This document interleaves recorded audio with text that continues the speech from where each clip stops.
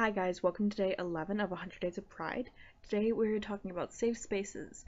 I had never actually heard of the concept of safe spaces before coming to college.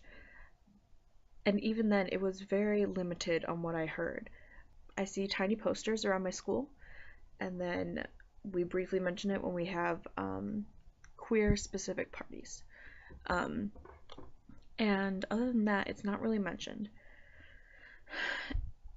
And I think that is a direct correlation into how the real world actually is, except there are no tiny posters around.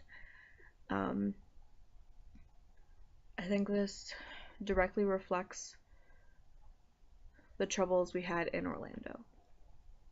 As much as I love the concept of safe spaces and that there are places where I know I am safe, the reality is much different. Um, The reality is that I shouldn't have to have a safe space because I should be safe in the world I live in. I shouldn't fear for my life in the world I'm living in.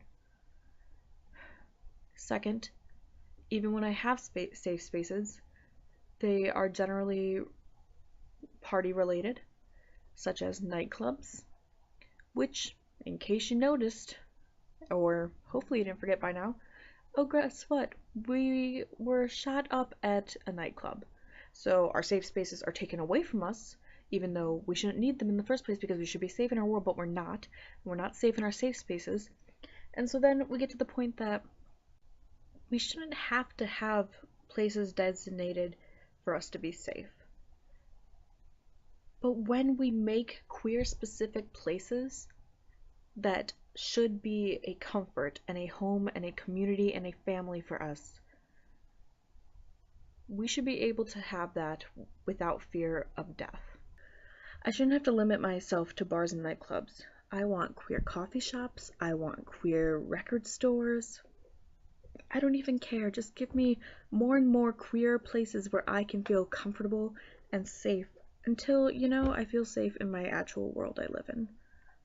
Hopefully that changes soon, and our generations following us do not have to fear for their lives because of who they are.